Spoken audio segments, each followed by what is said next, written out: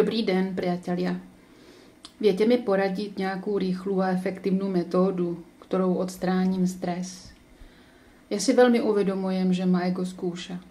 Prišla som na to dnes ráno a stresujem už od včera. Ale ako si mi nic nezaberá, ani tá veta ego táhni, ja už neviem, čo mám so sebou robiť. Dnes som počúvala prvú základnú prednášku a trochu som sa ukludnila, ale už je to tu zas. A myšlenkami je moje ego už v 19. máji, kedy ma čaká dôležitá skúška. Neviem sa dostať z budúcnosti do prítomnosti. Tak. Ego je vlastně pozice vědomí vašeho těla, které má strašně rádo, aby vaše vědomí stahovalo na svoji úroveň a dělalo z vás hmotnou složku. O tom vlastně mluví vědomí 3D. Proto je v hmotném těle v DNA nahráno tolik odporů, abyste se naučili odolávat. Odoláte tím, ne, že mu budete nadávat. Naopak, ego je váš domeček. Ego vědomí hmoty. Bydlíte v něm, v tom domě a máte ho milovat. A máte mu domlouvat. Usmát se na něj, mávnout rukou nad tím, z čeho se stresuje a sklidňovat ho. To je jedno, že je dneska 9.5., kdy se nahrávala tato otázka. A čekáte 10 dní na 19.5., kdy vás čeká nějaká zkouška.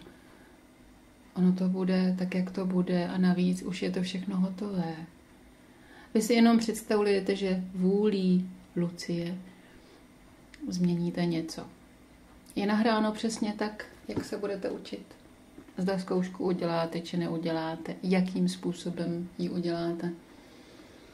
Nebo jakým způsobem ji neuděláte a je celá vaše cesta budoucí nastavená.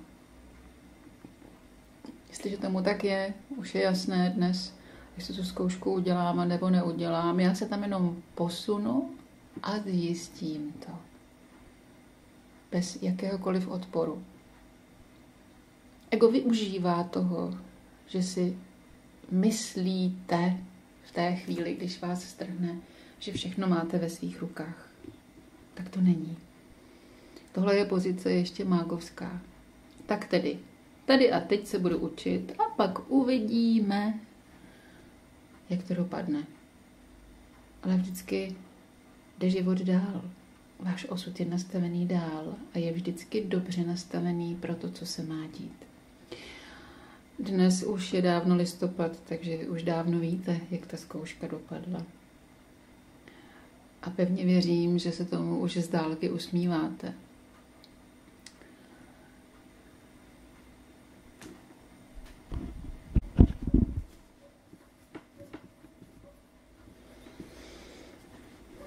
Ahojky, ráda bych předhodila otázku a zajímaly by mě vaše názory. Je teatrálnost součástí našeho božství? Liliano, všechno, co tady je, může být součástí našeho božství a může být součástí také vědomí hmoty. Ale uvědomte si, že Bůh je i ego. To znamená, že to je pouze nástroj k tomu, aby se tady něco dělo. A proto, jestliže budu teatrální, musím já vědět, jestli přehrávám, jestli dělám to z jakého úmyslu. A ten úmysl potom je tou hodnotící složkou, která je hodnocena z hůry, od našeho nadia. Každopádně je nutné, aby se to udělo, když se to děje, protože je to využíváno k posunu člověka. Člověk, který by neustále něco přehrával, se v pozdějších obdobích uvědomuje, že vlastně klame sám sebe. Dále vlastně se tady může rozvíjet i představivost toho člověka. Složky manipulativní a různé jiné věci, o kterých se nemůžeme a nemáme ani čas tady je rozebírat. Každopádně ten život pro toho člověka je potom pestrý a i pro lidi okolo něj, protože se odehrává velmi mnoho věcí. Celý život je vlastně jedno velké divadlo.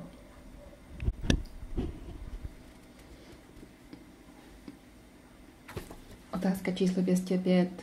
Slečna nebo mladá paní Ina. Mám otázočku, ako je to so striedmým pitím alkoholu? Ako je to s jedením masa? Som dlhoročný vegetarián a nie fanatik. Alkohol si dám len ozaj sem tam a to len jeden pohár vína, alebo ako dnes jeden tamprlík vajcového likéru. Na prípitok, na den matiek. Čo vraví o tomto Ivanka? Tak nějak používám selský rozum, ako ona vraví. Ino, výborně. Ano, samozřejmě. Žádný fanatismus. K Bohu se dostaneme vždycky jenom zlatou střední cestou, kde nepřehrajeme vlastně z jedné pozice krajní na druhou krajní pozici naše tlaky odporu. I když něco člověk upřednostňuje a dělá to vehementně a tlačí na pilu, tak vlastně využívá toho ego ke stržení všech těchto věcí. Já jsem dneska potkala jednu mladou ženu, která je samoživitelka, žije s malinkou holčičkou a ona měla na mě krásnou otázku a hned se to vyřešilo, protože mi vyprávěla, co má dělat, že otec, který si bere tu malou holčičku jednou za čas na víkendy do své péče, je vášnivý motorista a nutí i svého dalšího syna z dalšího manželství a tuhletu svoji dceru k tomu, aby byli motorkáři, anebo se zajímali o motorismus. A ty děti se bojí a nechtějí. A co má dělat? A já jsem jí řekla s úsměvem, že když takhle tlačí na pilu, tak je úplně stejná jako ten otec. Ano. On tlačí ano, ona tlačí ne. A to je vlastně ta pozice, kdy nám ego zaslepí oči. Já se ale vrátím tady k tomu vašemu alkoholu. Tohle jste vyřešila velmi dobře. Jednou za čas, když si člověk dá sklenici a je to všechno v pohodě, v míru, neupřednostňuje něco, anebo se nebojí zase něco, tak je to úplně v krásné hladině. Můžete v tom pokračovat. Otázka číslo 206, paní Libuše. Mám takovou otázku. Jak to je, odpustím-li a lidé, kterým odpustím, to nepřijmou? Jak s tím? To už je jejich věc, Libuško. Jestliže mě někdo něco udělá a já mu odpustím a on si myslí, že jsem neodpustil, tomu člověku to nevysvětlíte a budete se s tím muset smířit. A má vám to být lhostejné. Už v druhém člověku v jeho DNA je samozřejmě nastaveno, jestli umí a neumí odpouštět. A vemte si, pokud ten druhý odpustit neumí, je logické, že nevěří i vám, protože on se s tím ještě nesetkal. Velmi mnoho lidí také neví, co to znamená neodpouštět a nebo odpouštět. Nedokáží si to rozebrat, ty vnitřní pocity, do takové míry, aby se v tom vůbec orientovali a proto je velmi nesnadné, aby to vůbec pochopili.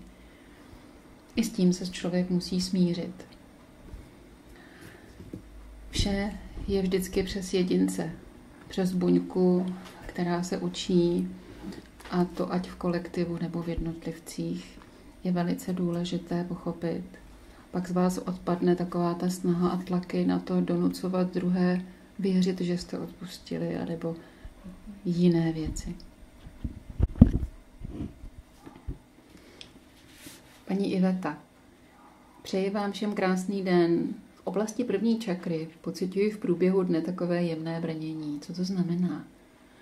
A ještě druhý dotaz. Když Ivanka říká, podívejte se do svého nitra, co mám vnímat. Děkuji. Tak Ivetko, první dotaz.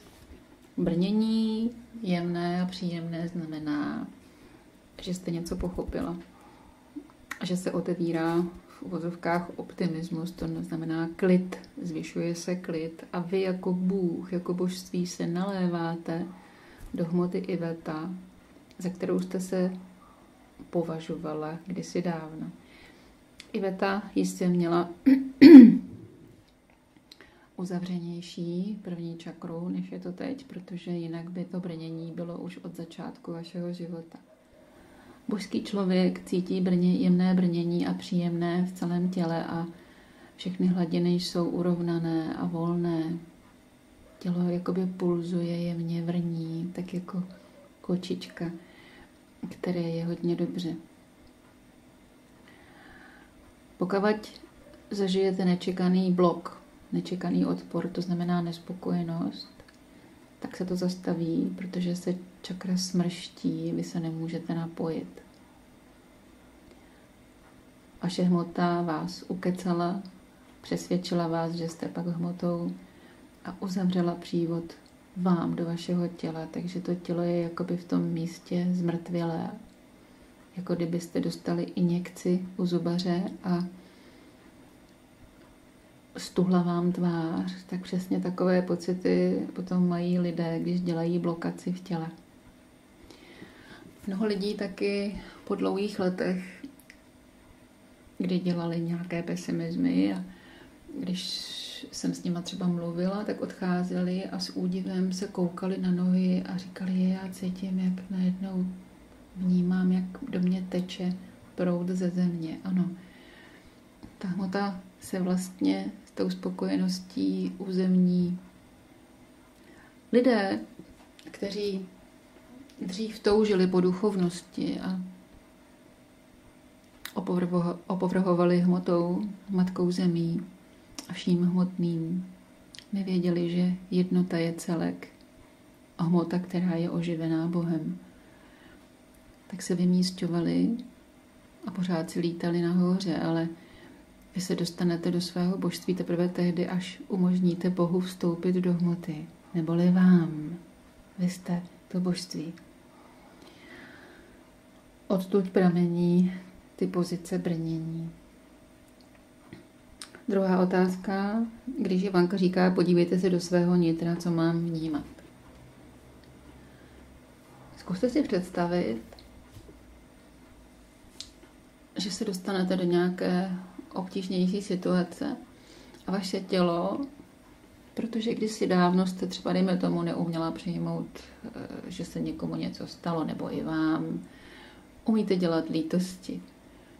Jdete životem, tyhle ty lítosti v té míře toho divadla, toho světa se vám vždycky budou opakovat přesně tak, abyste umenšovala věci. To znamená, že po nějakém čase, kdy jste odpočívala, musí dojít k následné zkoušce, aby zase se umenšil odpor na srdeční čakře v lítosti. A takže zase zahlédnete něco dalšího, podobného. V tu chvíli vaše tělo reaguje samo. Oblast srdeční čakry se začne smršťovat. Čakra se začne sama jakoby uzavírat, jakoby tuhnout. Je to takový první nástin. V okamžiku, kdy se díváte směrem ven, tak si to neuvědomíte a přivlastníte si to. Vy si přivlastníte ten první nápor. Je to jenom nabídka, ale od toho těla. Proto v okamžiku, kdy se vám začne dělat divně, nemáte koukat ven do toho světa, co se tam děje, ale dívejte se směrem dovnitř. A uvědomte si, že to tuhnutí v té oblasti těla není vaše. A klidně i tomu tělu můžete říct, to nic není. Každý z nás jsme chtěli, co se nám děje. Abychom po velkých zkušenostech mohli rozpoznat, co jsme a co nejsme. Že nejsme hmotou, která na nás přehrává, že hmotou jsme. A že jsme božstvím, které má té hmotě vládnout. Také potom v klidu, třeba když si jdete lehnout nebo sedíte, kde vás neruší nic z vnějšího světa, je to lepší, když jste třeba sami. Když zavřete oči, aby vás nic nerušilo, ani ten pohled do vnějšího světa, tak můžete i cítit, kde se cítíte uvolněně. To je jako v józe, kde si prohlížíte nitro, tak vidíte, kde se vám hůře pohybuje, která oblast těla je stuhlejší, která je uvolněnější. V této oblasti tu stuhlost dělají většinou bloky, které jsou tam zapsané. Pokud vím, které to je úrovni, ke které čakře to patří, už si mohu najít samozřejmě, kde mám rezervu a v tom životě na tom třeba nějakým způsobem už si vědomě zapracovat, to znamená hlídat si to. Jestliže budu mít strnulost v krajině solaru, tak je jasné, že ještě neumím respektovat všechno, co se děje. To znamená, že pak celý den při různých situacích anebo v různých komunikacích s lidmi v okolí pozoruji, jestli umím respektovat chování druhého člověka, svoje chování také a také situace, které se dějí. To stačí. Už pomalinku začnete vědomě používat vaše tělo. Samozřejmě počítejte s platbami, protože i platby se musí respektovat. To musí být kompletní, tenhle postoj.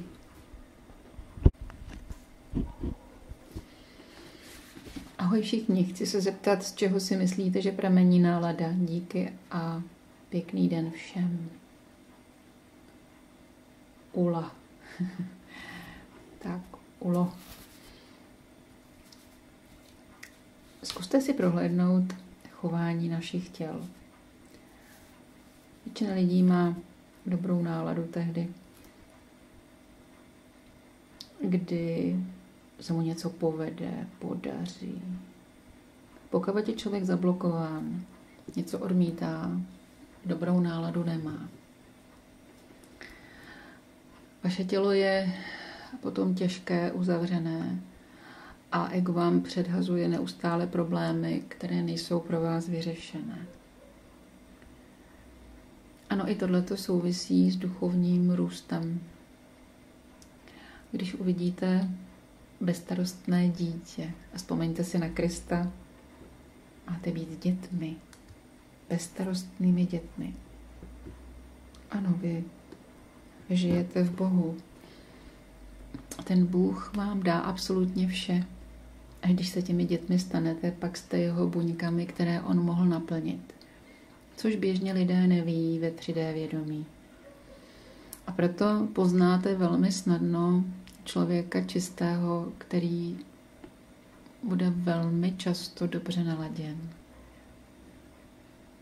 A člověka, který bude pesimistický, třeba už i hodný nějakým způsobem vyvinutý, ale i egoismus už dnes víte, že se projevuje i prvky charakteru a nálad směrem spíš mínusovým. Takže i tohle patří vlastně k náběru v DNA, k čemu inklinujete a k čemu ne.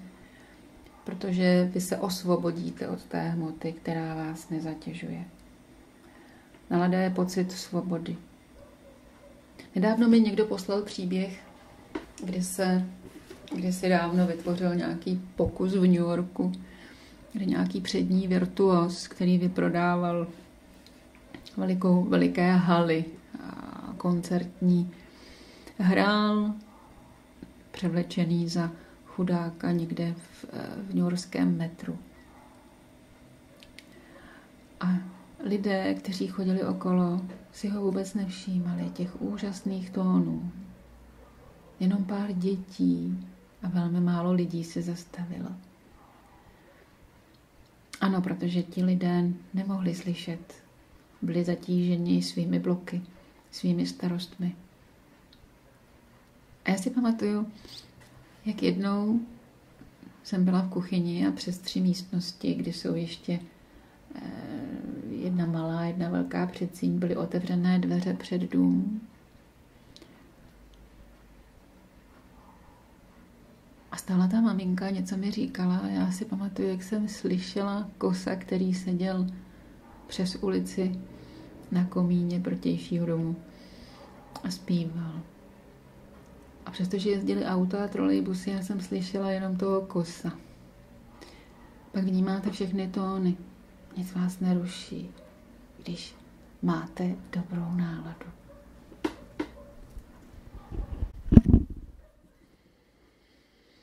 Ahoj buněčky, poslední 2-3 dny mě celý den přeskakuje srdce. Nevím, jak to popsat, jako, že mi rychleji zabuší, není to nepříjemné, někdy nevadí. Mi to ale při určitém pohybu mě občas píchne u srdce. Nestává se vám to, nevíte, čím to je, jinak se cítím skvěle. Ivanka někde říkala něco o překódování nebo tak něco. Jsem v klidu, jen mě zajímá, co to je, díky všem. Krásné ráno.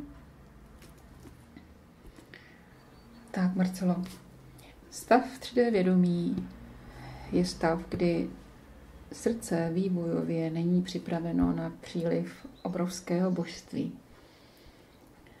To znamená, člověk, který žije ve 3D vědomí, žije zhruba 500 životů jenom proto, aby se učil, co to je láska. Napřed milovat neumí vůbec. A později, až když projde vědomí přes 4. čakru, se učí milovat, ale těch druhů lásek je strašně hodně. A až teprve, když se otevírá 3. oko a on pochopí, co je pokora, umí milovat. I bílí mágové ještě posílají nějakou energii směrem ven, což je vlastně výraz odporu pro vaše božství, takže naopak vás to blokuje. Což oni ve své úrovni neví, samozřejmě, ale prožít si tyhle stavy musí, aby si to zapamatovali a aby dostali své sklizně, aby je to odvedlo od těchto praktik. V této době je vás velmi mnoho a protože už umíte a máte mnohem vyšší energii, než jste měli kdy dříve a měníte se v takzvaně božského člověka, kdy vám končí odpory na dolních 5 čakrách, se do vás nalévá ale tak obrovské množství Boha neboli vás samých, že by původní vývojové srdce to nesneslo.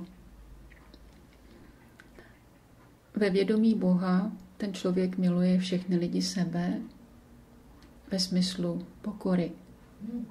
Nemá k nikomu odpor, nemá k nikomu žádné protivenství a ani k situacím. A teprve tehdy se udává obrovská změna ve vašich tělech, kdy vaše srdce je takzvaně přepojováno a zvyká si na tyto proudy silných energií a proto takhle skotačí. Nebojte se toho.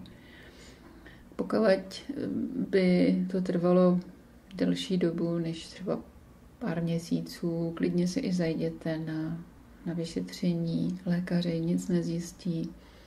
Je to přirozený přechod. Je to docela velmi náročné.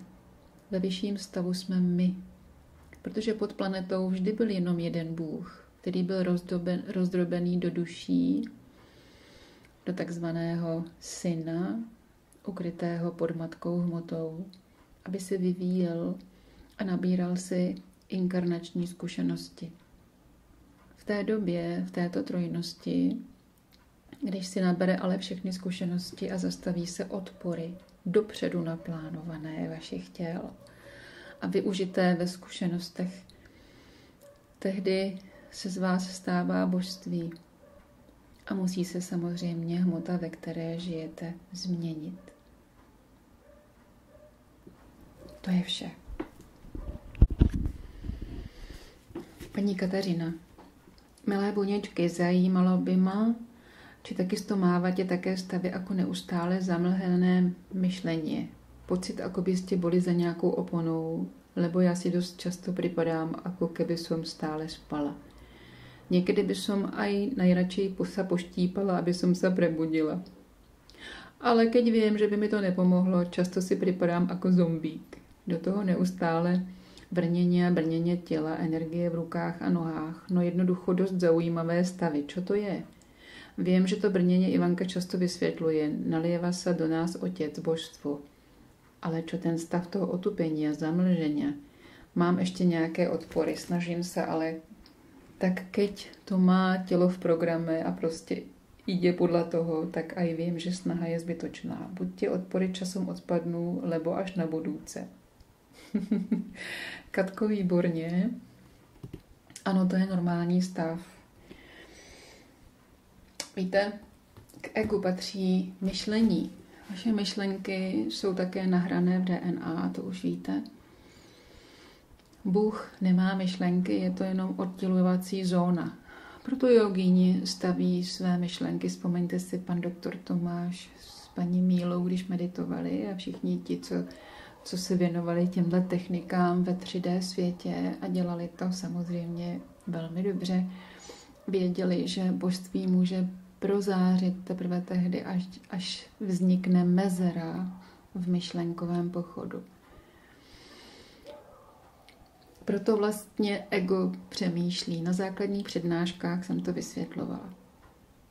Později, když se rozpustí veliká část egoismu, začnete mít tyto stavy, kdy budete v neustálém zvláštním snění, takovém sněcím stavu. Nebojte se toho, někdy toho využívá ego, že vás chce vyděsit, ale vy se k tomu stavíte hezky. To, že vím, že ještě mám nějaké odpory, že to tělo je dělá, nepřivlastnit si je, nevyčítat si je teda tím pádem, nebo si nepřipadat špatná, nebo kritizovat nějakou situaci, nebo sama sebe, to je zbytečné, ano. Pozorovat, dolaďovat, příště si dát pozor, tělu to nedovolit, převzít nad ním vládu s velkou láskou. Je to vaše obydlí, které vám sloužilo dlouho k tomu, abyste pochopili, kdo jste. Brnění samozřejmě je přirozeným stavem. Všechno se vám urovná, až když se všechno uklidní. Teď buďte rádi, že jste ve snovém stavu, protože planetu nečeká nic moc hezkého v uvozovkách. Dějí se dramatické věci, rozuzlení, protože se musí strhnout hmotná složka v takové zvláštní křeči od božského vědomí a vypustit vás ven. Toto období je velmi obtížné a proto jste i chráněni těmito stavy, které nastávají. Je to vývojový schod, který nejde obejít. Později budete inspirováni v obrovském klidu, budete tvořit své božské nápady, které budete vlastně vkládat do hmoty, abyste tuto hmotu oživili sami sebou a vytvořili tady úplně nové hodnoty. Tyto nápady budou chodit vnuknutím, ne myšlenkami. Vy budete využívat intuitivní stavy. Budete vědět, co uděláte. A ne dlouhodobě se na to připravovat.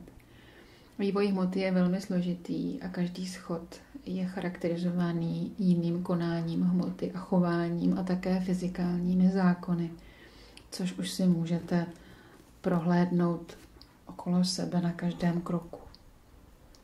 Velmi dobře, Kateřino. Zůstaňte v klidu, jste správný zombík. Dobrý den všetkým. Myslíte si, že je správné věnovat se ľudovému léčitelstvu? Mám ponuku na takéto studium, ale nevím posoudit, či je to správné. Jedná se o léčení pomocou bílého světla. Zřejmě je s tím spojené zasvětení. Děkujem za všetky rady. Oklatis Marion. Tak, já budu říkat jenom Marion, ano. Marion, je vidět, že vy neznáte audia. Předpokládám, že byste měla znát alespoň základní přednášky, když jste ve skupině, která žije podle informací i Adamcové. Nicméně jistě tohle už je v květnu. Já předpokládám, že do listopadu jste už informace dostala nebo k vám nějakým způsobem dorazili, pokud jste se zajímala. Třeba vám i vaši přátelé tady buněčky poradili. Samozřejmě vše je dobré. To je základ. Když vám budu teď vyprávět věci následné, které jsou nad bílomágovskými stavy, tak je to jenom vyšší schod. A je nenormální říkat o každé třídě, že je špatná, protože každou třídu člověk musí projít k tomu, aby se vyvinul dál do tříd vyšších. Léčitelství a léčení je bílomágovská praktika. Je to vlastně odpor k nemocem, odpor k učením a k posunům se do pokory. Je to nepochopení kristovství, ale je to dobrá třída těsně před tímto pochopením. Já bych lidové léčitelství asi zřejmě přijala, hodnotila dobré v bylinkách, protože i to bylinkaření se bude vyvíjet a samozřejmě bude tady pokračovat dál, protože na planetě existují veškeré byliny a veškeré léky na veškeré dosavadní nemoci, které byly vytvořeny samozřejmě odpory hmotných těl. Ale v této době planeta už tyto praktiky neakceptuje, protože naše vibrace se změnila, přišli jsme do hmotného stavu, ona proletěla do jiného prstence vývojového, kdy na planetě už vrstva je lidí, kteří jsou schopni a časoprostorová křivka tomu vyhovuje, to znamená doba ukrytá pod hmotou Boha. Božské vědomí, které se tam ukrylo, je tady velmi dlouho. To znamená, že je stanovený čas, kdy dozraje první božské vědomí vědomé ve hmotě. A to se děje pouze kristovstvím. To znamená pokorou. Za tu dobu se vyučí zhruba 8% populace planety. Země. Zbytek, kteří odporují a nejsou vyvinutí, to znamená, ještě se věnují věcem a nepochopili, jak to pracuje, se odstrčí zase zpětně na 3D planetu po dožití svých životů, který je nastaven. Chci tím tedy říct, že ať se rozhodnete jakkoliv, je to jenom vaše rozhodnutí. Pokud byste tuto problematiku nepochopila, rozhodla jste se pokračovat. Je to stejně dobré, jako když se rozhodnete nepokračovat v tom a věnovat se pokoře a pochopíte to. Protože ještě nemáte nabráno dost informací a zkušeností v oblasti bílé magie. Ale už tohleto rozhodnutí máte nastavené v DNA. Člověk má dělat to, co cítí, že je správné. Nejde přeskočit nějaké svoje zkušenosti. Vše musí být kompletní, tak jak si to vaše božství nastavilo. A ono ví, co je pro vás dobré.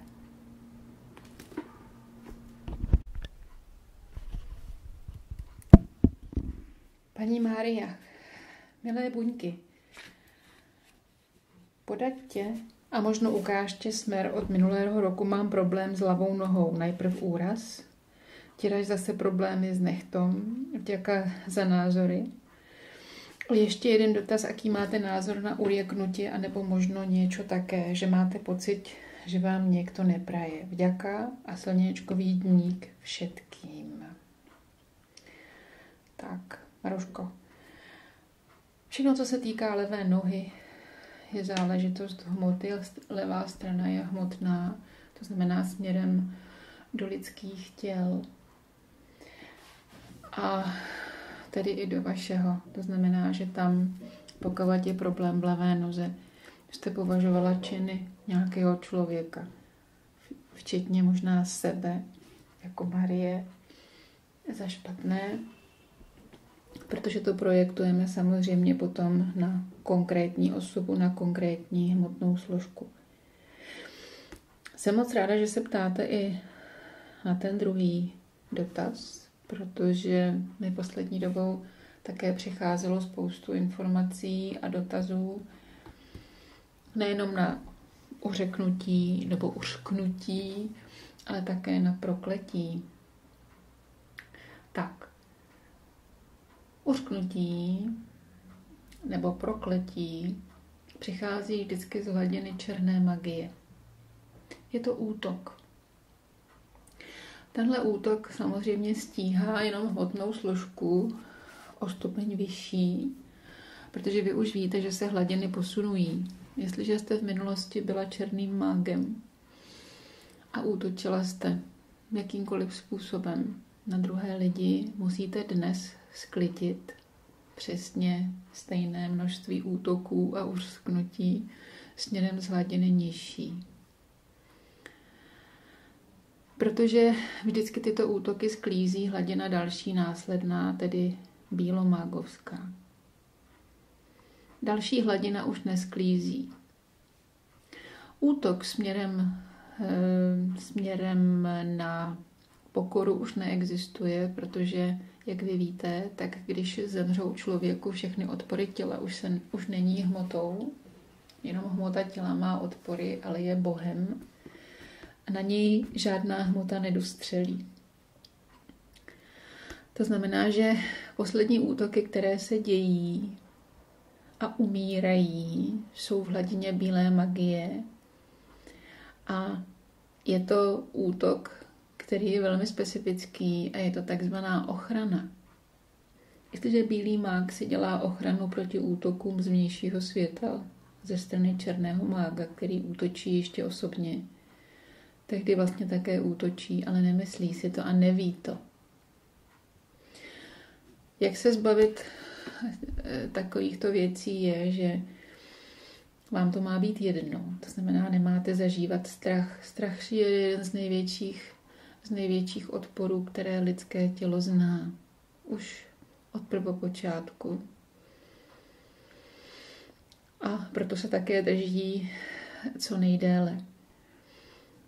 Ten strach z něčeho je vlastně zápis, kdy na vás zase může v zápětí někdo jiný vystřelit. A je to vlastně jakoby žádanka v uvozovkách. Protože veškerá karma, to znamená pozice hmoty, se musí zlikvidovat a musí ten člověk si vyzkoušet ze zkušenosti, že to jde jinak. Je to vlastně dar. To znamená, zbavíme se toho tak, že se nebojíme. Že se vzdáme jakékoliv pozice, že někdo druhý, který to na nás veslal, je špatný. Vždyť to dělá jenom jeho hmota, jeho ego. A jeho skutečná realita je božská, stejná jako naše. Nemáme mu to za zlé, ani nekritizujeme situaci, naopak. Do té situaci jsme se dostali vlastní vinou, kdy kdysi dávno jsme sami útočili. Takže vidíte, že každý z nás sklidí své vlastní činy. Černý mák, který si myslí, že někoho prokleje a uřkne, si myslí, jak vyhrává, ale strefuje se do hladiny vyšší a pozor, kdyby se chtěl strefit do někoho v pokoře, pak odpadá složka opěrná bílé magie a střelí sám do sebe, a to okamžitě. Takže vidíte, že vy se toho nemáte bát. Hraje to na vás vaše vlastní tělo, hmota. Že byste měla pocit, že na vás někdo útočí, ať uřknutím nebo jakýmkoliv jiným způsobem. Má vám to být lhostejné. Tuto iluzi vám vytváří vaše hmotná složka, aby vás dostala do pozice Márie. A nenechte se od ní ošálit. Je jediný Bůh pod jedinou hmotou planetou. A není čeho se bát, když vy jste všechno. Nemůže se dít nic dramatického. Děje se toto všechno jenom proto, abyste pochopili, kdo jste.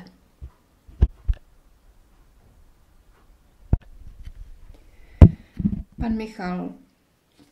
Ahojky. Taky se vám stává, že se podíváte na čas a je akorát 11:11. Máte někdo zkušenost či představu, co to znamená? No je, Michale. To jsem zažívala pěkných pár let. Vždycky v 1 hodinu v noci. Přesně jsem se budila. V 1:03. Snad několik měsíců. Víte, tělo umí být nadčasované zvláštním způsobem. A hmotná složka vám háže někdy buď strachy, nebo i údivy, otazníky, abyste se o ně chytili. A tohle je jedna z takových pastí. Bohu je úplně všechno jedno, co se děje, protože se přesně děje tak, jak má a nenechává se chytit. Takže to hoďte za hlavu, jenom se nad tím usmějte, to nic není, je to velmi zábavné.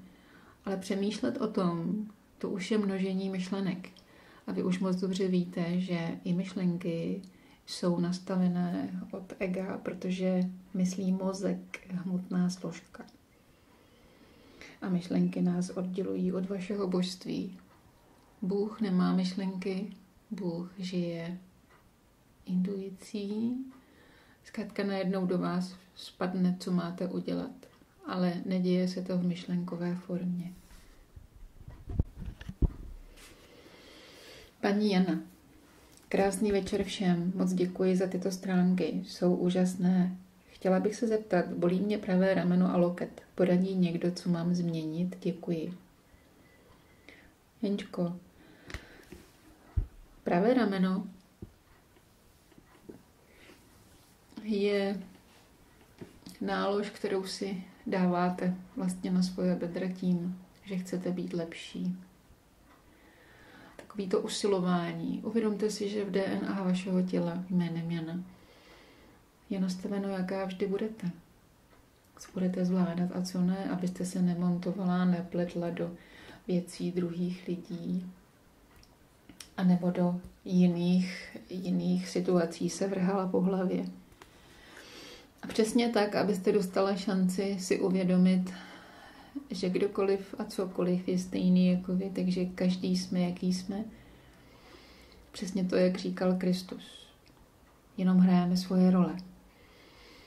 A i uznat to, že něco nedovedu, je velice důležité. A neútočit na druhého, že on umí víc. To, jak všechno dokážete, už máte nastavené a nastavila jste si to jako vaše božství. Abyste zvládla tělo, které by mělo eventuální odpory. Když bolí levé rameno, máte pocit, že všechno děláte vy jako Jana, ale to vás nebolí. Je to směrem do hmoty. Duchovní situace je naložená na pravém rameni, kdy je obrovské úsilí makat na tom, abychom byli skutečně lepší jako bytost. Vy máte pracovat tak, jak vám vaše schopnosti, které máte nastavené ve vašem těle, dovolí. A samozřejmě z ramene, z úrovně beder. A z toho lidského úsilí to stéká potom i po rameni dolů na ruce. Ruce jsou také spojeny se čtvrtou čakrou. Takže tam možná budou ještě přidávané trochu lítosti, nad situací, kdyby se vám eventuálně nedařilo tak, jak byste si představovala. A jsme u toho. Ego si vždycky představuje, jak by to mělo vypadat. Ale to už je vůle hmoty vašeho těla. Nenechte se lapit. Dělejte věci ráda. Já jsem také neuměla spoustu věcí. A ještě jsem cítila, jak třeba moje rodiče byli obrovsky precizní. O mnoho procent víc dělali a líp. Ale já jsem také věděla, že dělám maximum, co můžu. A víc už nemůžu a ono mi to samo nejde. A tak jsem to doháněla jinak. Ochotou, láskou k těm, kteří mě potřebovali. A bylo to tak báječné.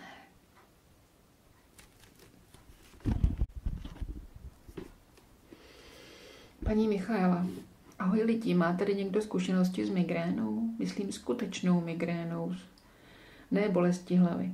Já mám teď migrénu každý den. Ztráta zraku, brnění, mrtvení ruky. Fyzická vyšetření nejdřív začnou za 3 týdny.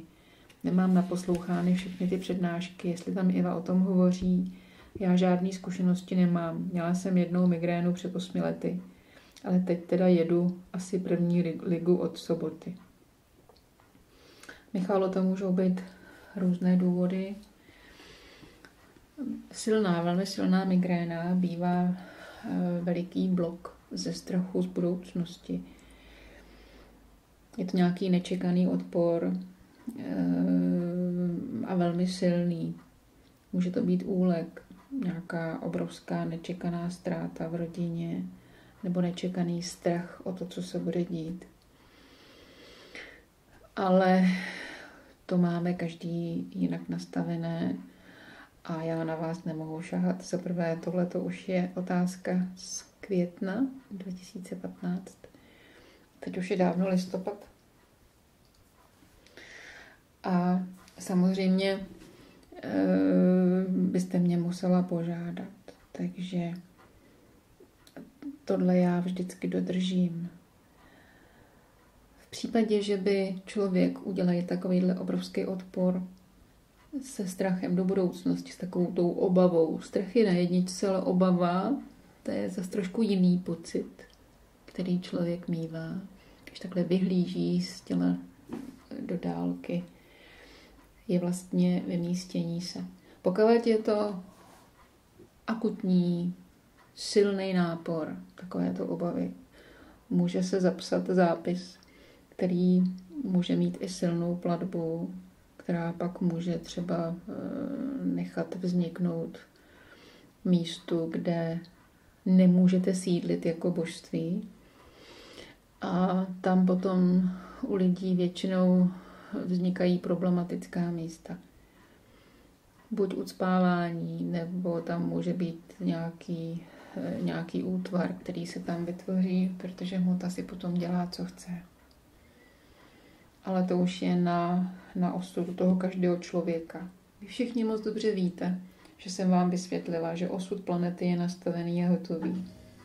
Ve vašem DNA máte nastavené všechny zkušenosti, všechny odpory, všechny pokory, všechny myšlenky, všechny ideje, které splníte, všechny nápady nejsou vaše. Byť byste si to mysleli 1000krát, není tomu tak.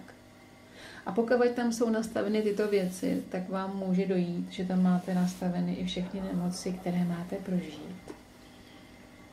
Abyste pochopili. A je tam nastaveno i to, zdali se uzdravíte, jakým způsobem a jak. Ale vždy pochopíte na konci svého jednotlivého oblečku vše, co jste si jako Bůh přáli.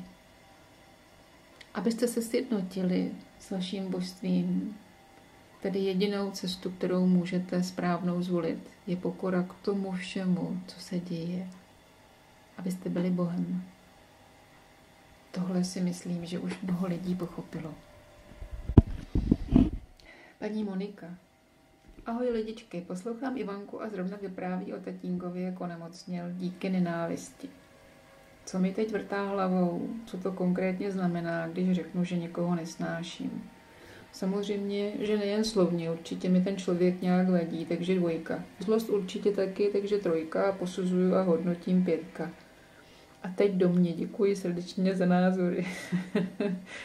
Moniko. Všechny odpory, které patří hmotě, jsou prožitky niterné, které prožije tělo, hodí to na vás a teď vaše božství si buď nevšimne, že to není jeho, veme si to za svoje. Vidíte, takhle jsou vlastně nastavené osudy všech lidí. Až do doby, než si uvědomíte, kdo skutečně jste. Kdy už prohlídnete ten stav, že odpor není váš a nepřivlastníte si ho. Ale to se uděje samo bez vůle člověka. Je to tedy vůlí Boha. Vás, Boha. Můj tatínek kdysi dávno byl dlouho stresovaný. Několik měsíců, bylo to delší dobu. A pak, když odcházel z té schůze, tak jeho tělo mělo ve svém těle nastaven obrovský nenávistný odpor. Prožitek. Já do dneška nezapomenu, jak se jeho tělo třáslo, když to říkal. Když člověk řekne, já to nesnáším, a jedno jestli věc nebo člověka, ale neudělá prožitek, tak se vůbec nic neděje. Je to jenom slovo. Samozřejmě jsou prožitky, které prožíváte na různých čakrách jinde. Ano, vztahovka je na 2, když vám vadí, že někdo něco dělá. Zlost je na respektování toho, že ten člověk to dělá. Teď se třesete z toho, že to nechcete, tak odmítáte to. To je hladina moci. Kritika. Na 4 lítosti. Nenávisti. To všechno má své hladiny a vaše tělo si to krásně nastavuje do šuplíčků. A přesně vás potkává ten, koho potřebujete, abyste umírnili odpory své minulé. Ale v mluvě to není. Protože jsem mnohokrát mluvila sprostě, nebo jsem, jedna paní mi kdysi dávno napsala, jak to, že říkám, že jsem strašná, když třeba něco. No, to je úplně jedno, co říkáte poslou. Bůh nerozumí. Nemá uši jako člověk. Je to dokonalá bytost. Rozumí poryvu. Ale hlavně vymyslel si to. To lidé dávají hodně do souvislosti mluvu a jazyk. Proto možná si taky zvolili takovouhle obyčejnou buňku, jako jsem já, která má takový zobák, co jí narost mezi obyčejnýma lidma. Přitom se mi velmi líbí, když lidé mluví kultivovaně a krásně. Ale moje role je takováhle. Takže týká se to jenom, Moniko, prožitku. A tohle byl obrovsky silný prožitek. Tak silný, že jsem úplně cítila, jak mi to vzalo ze srdce.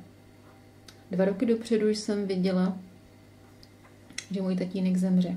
Ještě když neměl žádné problémy a neudělal žádný poryv.